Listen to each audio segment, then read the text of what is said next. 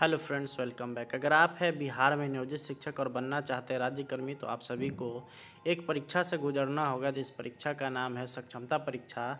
और उसी के क्रम में मैं आप लोगों के लिए अतीत से वर्तमान यानी कि क्लास 6 हिस्ट्री का अध्याय 2 प्रारंभिक समाज का क्वेश्चन आंसर लेकर के आ चुका हूँ। तो आप लोग इस वीडियो को अंत तक देखिए और सारा कुछ को यहाँ से समझ करके जाइए। साथ ही आप लोग को अगर इसका पीडीएफ वगैरह लेना है तो आप लोग डिस्क्रिप्शन चेक करिए, वहाँ पे मेरा व्हाट्सअप नंबर मिल जाएगा।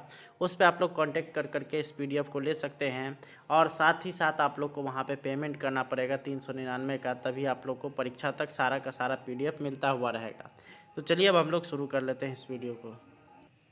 यहाँ से आप लोग का क्वेश्चन नंबर 1 शुरुआत है। और ये जो आप लोग को जितना भी क्वेश्चन बताया जा रहा है, अगर आप लोग को कहीं भी कोई भी दिक्कत हो तो आप लोग हमारे व्हाट्सएप नंबर से जुड़ करके उसको बता सकते हैं। पहला क्वेश्चन आप लोग का है, नवपाषाण युग के पुरास्थलों को किस प्रकार के बर्तन मिले थे। ऑप्शन ए है लोहे के, ऑप्शन बी है मिट्टी के, ऑप्शन नंबर सी है कांच के, और ऑप्शन नंबर डी है इनमें से कोई नहीं। तो यहाँ पे ऑप्शन नंबर बी इसका बिल्कुल राइट आंसर हो जाएगा। मिट्टी के बर्तन वहाँ पे मिले थे। और आप लोग को अगर पीडीएफ वगैरह लेना है तो आप लोग को पेमेंट करना पड़ेगा 399, और उसके लिए यहाँ पे आप लोग को व्हाट्सएप नंबर दिया गया है। और साथ ही साथ यही फ़ोनपे गूगल पे दोनों ही नंबर है। तो चलिए आगे अब हम लोग बढ़ जाते हैं। यहाँ पे आप लोग कहा है कि उपमहाद्वीपों में शुरुआती कृषकों तथा पशुपालकों के होने के सबसे महत्वपूर्ण साक्ष्य कहाँ मिले। तो ऑप्शन ए है आपका पूर्वी तथा दक्षिण भारत में, ऑप्शन बी है पश्चिम और उत्तर क्षेत्र में, ऑप्शन नंबर सी है आधुनिक कश्मीर, और ऑप्शन नंबर डी है उपरोक्त सभी। तो ये यहाँ पे तीनों ही जगहों पे पाया गया था। तो ऑप्शन नंबर डी इसका बिल्कुल राइट आंसर हो जाएगा। चलिए आगे अब हम लोग बढ़ते हैं। यहाँ पर आप लोग का आता है कि बुर्ज होम, जो कि अब कश्मीर कहा जाता है, में किस प्रकार के निवास स्थान मिले हैं। तो ऑप्शन नंबर ए है आप लोग का ईंट, पक्की ईंटें, बी है बांस के और उसके बाद ज़मीन के नीचे, और सभी गलत। तो इसका आप लोग का सही आंसर हो जाएगा। इसका प्रमाण जो मिला है वो ज़मीन के नीचे से मिला है। आगे हम लोग देखेंगे तो मेहरगढ़ में बस्ती का आरंभ लगभग कब हुआ था। तो इसका आप लोग का ऑप्शन ए है 10,000 साल पहले, 9,000 साल पहले, 8,000 साल पहले और 7,000 साल पहले। तो इसका जो सही आंसर हो जाएगा ऑप्शन नंबर सी, यानी कि 8,000 साल पहले। अगला यहाँ पर आता है कि अनाज किस काम आता है। ऑप्शन ए है खाद्य, बी है बीज, सी है भंडार और डी है सभी। तो यहाँ पे अनाज जो है वो खाने के भी काम आता है, बीज के भी काम आता है, इसका भंडार भी किया जाता है। तो ऑप्शन नंबर डी इसका बिल्कुल राइट आंसर हो जाएगा सभी। अगला यहाँ पर आता है कि कृषि के लिए अपनाई गई सबसे प्राचीन विधि कौन सी। अपनाई गई सबसे प्राचीन कौन है, यानी कि इसमें से कौन सबसे पहले उपजाया गया था। गेहूं है, जौ है, गेहूं तथा जौ दोनों, इनमें से कोई नहीं। तो सबसे प्राचीनतम में अगर देखिएगा तो गेहूं और जौ दोनों है। तो ऑप्शन नंबर सी इसका बिल्कुल राइट आंसर हो जाएगा।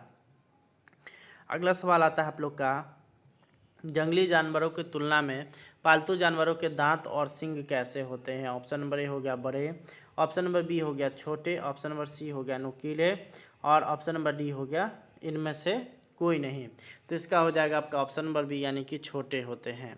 आगे अब हम लोग देखेंगे तो यहाँ पे अगला सवाल आता है कि वह व्यक्ति जो किसी खास चीज़ को बनाने के लिए खास प्रशिक्षण लेता है उसे क्या कहते हैं। ऑप्शन नंबर ए हो गया पुरातत्वविद, उसके बाद है विशेषज्ञ, इतिहासकार और प्रशिक्षु। तो इसको आप लोग विशेषज्ञ कह सकते हैं। अगला हम लोग देखेंगे तो यहाँ पर है कि मेहरगढ़ में किस प्रकार के घरों का अवशेष मिला है। ऑप्शन ए है चौकोर तथा आयताकार, बी है आपका गोलाकार तथा आयताकार, सी है अर्धवृत्ताकार और डी है इनमें से कोई नहीं। तो इसका आप लोग का हो जाएगा आपका ऑप्शन नंबर ए, चौकोर तथा आयताकार। चलिए आगे अब हम लोग बढ़ जाते हैं। तो यहाँ पर है कि अनाज का उपयोग किस रूप में होता है, बीज के रूप में, खाद्य के रूप में, उपहार के रूप में, उपरोक्त सभी। तो अनाज का उपयोग जो होता है ये तीनों ही रूप में होता है। तो ऑप्शन डी इसका बिल्कुल सही हो जाएगा, उपरोक्त सभी। अगले यहाँ पर आता है कि सबसे पहले किस जंगली जानवर को पालतू बनाया गया था। ऑप्शन ए बकरी है, बी है कुत्ता, सी है गाय और डी है भेड़। तो सबसे पहले कुत्ता को जो है पालतू बनाया गया था। अगला हम लोग देखेंगे तो अगला यहाँ पर है कि हड़प्पा में बहुमूल्य पत्थरों का आयात कहाँ से किया जाता था। Option A Gujarat, B Iran, C Afghanistan और डी उपरोक्त सभी। तो हड़प्पा के बहुमूल्य पत्थरों का आयात जो होता था वो गुजरात, ईरान, अफगानिस्तान तीनों जगह से होता था। इसलिए आपका ऑप्शन नंबर डी बिल्कुल राइट हो जाएगा, उपरोक्त सभी।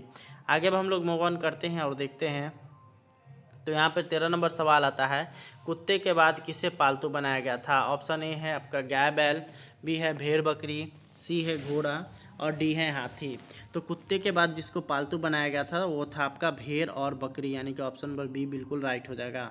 अगला यहाँ पर आता है कि हड़प्पा के नगरों के अंत की शुरुआत कब हुई? तो 2900 साल पहले, 3900 साल पहले, 4900 साल और 2100 साल पहले। तो इसका जो सही आंसर हो जाएगा आपका ऑप्शन नंबर बी होगा, यानी कि 3900 साल पहले। अगला यहाँ पर आता है कि निम्न में से किसका उपयोग जनजाति के साथ सभी लोग एक साथ करते हैं? ऑप्शन नंबर ए है जंगल, जमीन, घास के मैदान, उपरोक्त सभी। निम्न में से यहाँ पे बोला कि जनजाति के सभी लोग एक साथ करते हैं, तो ये तीनों चीज़ का यूज करते हैं, तो ऑप्शन नंबर डी इसका बिल्कुल राइट हो जाएगा, उपरोक्त सभी।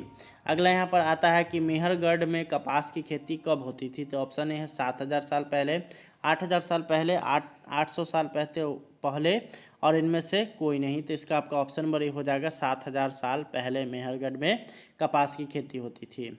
17वां नंबर आप लोग का सवाल है कि मेहरगढ़ में कपास की खेती कब होती थी? तो ये तो आपका सेम हो गया, 16 और 17वां नंबर यहाँ पे।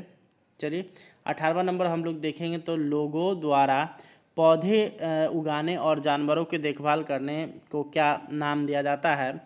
ऑप्शन नंबर ए है बसने की प्रक्रिया, पशुपालन, खाद्य भंडारण और इनमें से कोई नहीं। तो ऑप्शन नंबर बी इसका बिल्कुल सही हो जाएगा,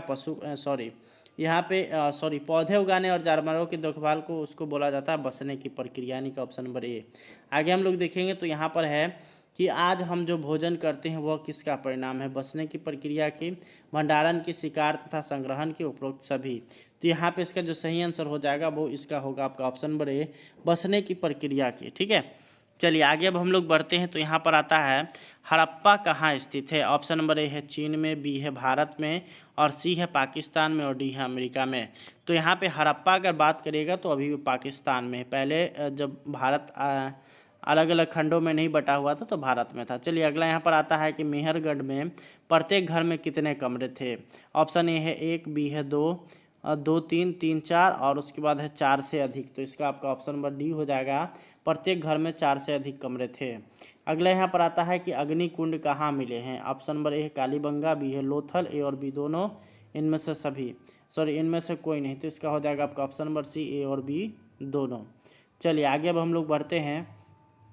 23वां नंबर आप लोग का यहाँ पर है कि महान स्नानागार कहाँ मिला है? कालीबंगा में, लोथल में, मोहनजोदड़ो में और हड़प्पा में।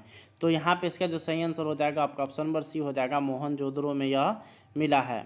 अगला यहाँ पर आता है कि हड़प्पा के लोग तांबे का आयात कहाँ से करते थे? ऑप्शन ए राजस्थान, ओमान, ए और बी दोनों और इनमें से कोई नहीं। तो हड़प्पा के लोग जो तांबे का आयात करते थे वो राजस्थान और ओमान दोनों से, यानी कि ऑप्शन नंबर सी बिल्कुल राइट हो जाएगा। अगला यहाँ पर आता है कि हड़प्पा के लोग टीन का आयात कहाँ से करते थे? ईरान से, अफगानिस्तान से, ए और बी दोनों, इनमें से कोई नहीं। तो इसका आपका ऑप्शन नंबर सी हो जाएगा, ए और बी दोनों।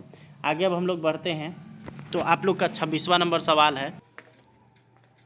26वां नंबर सवाल है कि हड़प्पा के लोग सोने का आयात कहाँ से करते थे? इसका आंसर हो जाएगा आपका ऑप्शन नंबर डी, यानी कि कर्नाटक से। अगला हम लोग देखेंगे तो धोलावीरा नगर में कितने भागों में बटा था? तो ये हो जाएगा आपका ऑप्शन नंबर सी, यानी कि 3 भागों में बटा था। आगे हम लोग चलेंगे तो लोथल की बंदरगाह स्थित है। तो ये लोथल का बंदरगाह गुजरात में है।